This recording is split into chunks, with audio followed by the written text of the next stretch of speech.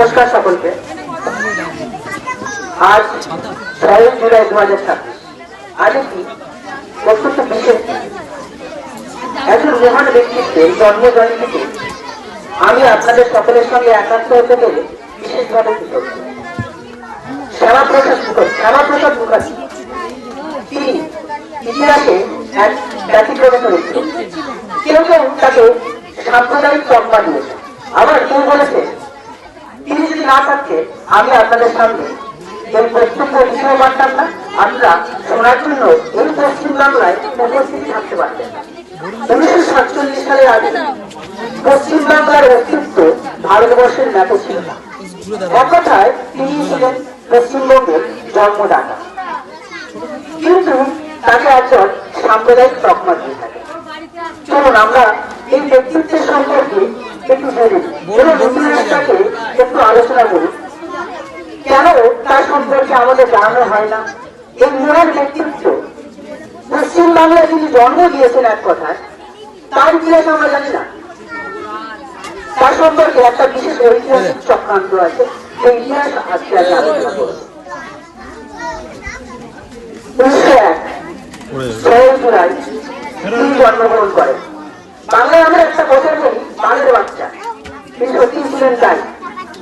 তার পিতা ছিলেন বাংলার বাঘ নামে পরিচিত স্যার আশুতোষ মুখোপাধ্যায়।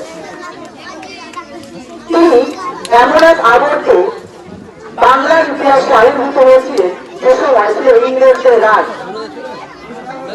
1932 সাল ব্রিটিশ প্রধানমন্ত্রী রামসে ম্যাকডোনাল্ড কি করলেন না, সাম্প্রদায়িক বাটোয়ারা নীতি চালু করলেন। সাম্প্রদায়িক বাটোয়ারা নীতি মানে তিনি কি করলেন না, হিন্দু, মুসলিম, খ্রিস্টান এবং যারা দলিত সম্প্রদায় রয়েছে তাদের জন্য আলাদা নির্বাচনের দাবি জানালেন। তার উদ্দেশ্যটা কি ছিল? তার উদ্দেশ্য এটাই ছিল যে ইংরেজরা যাতে ভারতবর্ষে আর 100 বছর রাজত্ব করতে পারে এবং ভারতের ঐক্যটাকে নষ্ট করে দেওয়া। যার ফলে অনশনে বসলেন জাতির জন্য মোহনদাস করমচাঁদ গান্ধী এবং তারপরে স্বাক্ষরিত হল সেই বিখ্যাত ঐতিহাসিক চুক্তি পুনা চুক্তি। 1932 সাল ডক্টর বি.আর. আম্বেদকরের সঙ্গে পুনা চুক্তি স্বাক্ষরিত হল মোহনদাস করমচাঁদ গান্ধী। এই চুক্তিতে কি বলা হলো যে আইনসভায় হিন্দুদের যে সংখ্যা সেটা আরো কমিয়ে দেওয়া হলো। যার ফলে কি হলো, বাংলার যে সমস্ত হিন্দু সম্প্রদায় যারা ছিল তারা তাদের মধ্যে একটা ক্ষোভ তৈরি হয়, রাগ তৈরি হয় যে কেন এমন করলেন গান্ধী। এই সময় বাংলার যে অন্তঃসার শূন্যতা সৃষ্টি হয়, সেই পরিস্থিতিতে বাঙালি হিন্দুদের রক্ষার জন্য, তাদের দাবি আদায়ের জন্য, তাদের জন্য লড়াই করার জন্য এগিয়ে এলেন একটা বাঙালি তরুণ। তিনি ছিলেন শ্যামাপ্রসাদ মুখোপাধ্যায়। তিনি ছিলেন 1934 সালে কলকাতা বিশ্ববিদ্যালয়ের সবচেয়ে কম বয়সী উপাচার্য। তিনি কি করলেন, বাংলার রাজনীতিতে এলেন, বাংলাকে নতুন মাত্রা দিলেন। কিন্তু বাংলার রাজনীতিতে আসা তার কাছে সহজ ছিল না। তিনি কি করলেন, বাংলার রাজনীতিতে এলেন হিন্দু মহাসভার সভাপতি হিসেবে। তিনি তাকে যে বড্ড হিন্দুত্ববাদী বলে বলা হয়, বলে তাকে সমালোচনা করা হয়, সেই মানুষটি কিন্তু যেমন ছিলেন না। তিনি অখণ্ড বাংলার কথা বলতেন, তিনি হিন্দু মুসলিম ঐক্যের কথা বলতেন, বারবার বলতেন যে বাংলাকে তিনি ভাগ করতে দেবেন না, দেশকে তিনি ভাগ করতে দেবেন না, অখণ্ড দেশ থাকবে, অখণ্ড বাংলা থাকবে। কিন্তু কি এমন হলো, যে মানুষটি অখণ্ড বাংলার কথা বললেন সেই মানুষটি বললেন যে বাংলা ভাগ করতে হবে, পশ্চিমবঙ্গের হিন্দুদের বাঁচানোর জন্য, বাংলার হিন্দুদের বাঁচানোর জন্য বাংলাকে ভাগ করতে হবে। কি এমন ঘটনা ঘটলো?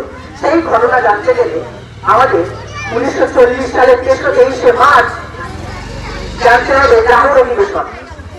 তোমার সবাই তোমার মোটামুটি ঘুরে যাওয়া রয়েছে। লাহোর অধিবেশনে কি সিদ্ধান্ত হয় যে পৃথক মুসলিমদের জন্য একটা রাষ্ট্র তৈরি করতে হবে, যার নাম ছিল পাকিস্তান। মৌলানা আবুল কালাম আজাদ তার ইন্ডিয়া উইথ ফ্রিডম বলতে লিখছেন যে মহাত্মা গান্ধী বলছেন যে না, পাকিস্তান ভাগ হবে না, ভারতকে ভাগ করে পাকিস্তান তৈরি করা হবে না। যদি পাকিস্তান ভাগ হয় আমার লাশের উপর দিয়ে পাকিস্তান তৈরি করতে হবে।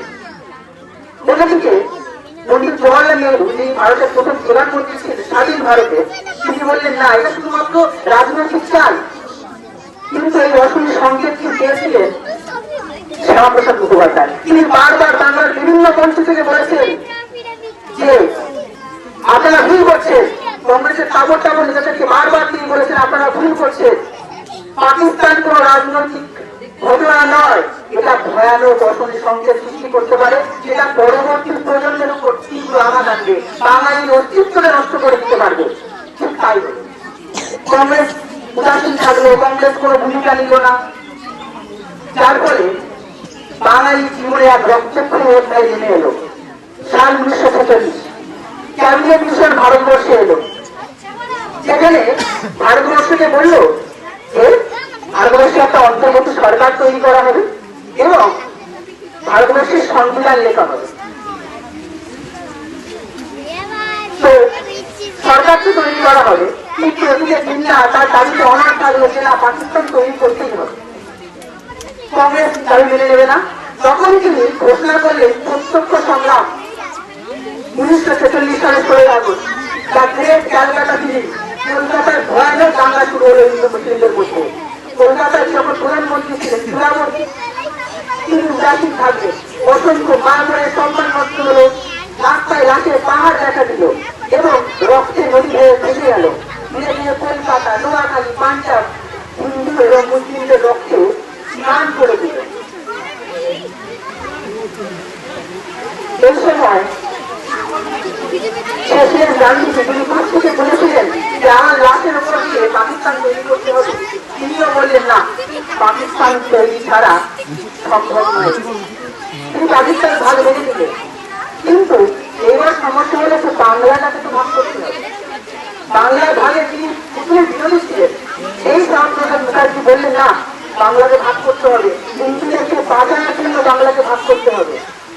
কিন্তু সুরাবর্তী চেয়েছিলেন যে না, বাংলাকে ভাগ করবো না, বাংলাকে আলাদা দেশ করবো। কেন? কারণ তিনি ছিলেন তখন বাংলার প্রধানমন্ত্রী। বাংলা যদি ভাগ হয়ে যায় তাহলে বাংলা আর দেশ থাকবে না, আর দেশ না থাকলে প্রধানমন্ত্রী করে থাকবে। কিন্তু সেই দাবি অগ্রাহ্য করে সুরাবর্তীর অত্যাচার, কংগ্রেসের নিষ্ক্রিয়তা সমস্ত দিকে লঙ্ঘন করে একা লড়ে দিলেন। একা সভা করলেন, আন্দোলন করলেন, মাউন্ট ব্যাটেনের সঙ্গে বারবার পরিকল্পনা করলেন, গান্ধীজির কাছে গেলেন এবং শেষমেশ 1947 সালের 20 জুন আমরা আমাদের পশ্চিমবঙ্গ রাজ্য থেকে পেলাম। হিন্দুদের গৌরব রক্ষিত হলো, হিন্দুরা উদ্ধার পেল এবং হিন্দুত্বকে রক্ষা করার জন্য এই মানুষটির কাছে আমরা কৃতজ্ঞ। আমি আমার বক্তব্যটাকে দীর্ঘায়িত আর করবো না, এখানে শেষ করবো এবং জয় হিন্দ, বন্দে মাতরম। ভালো থাকবেন আপনারা সবাই।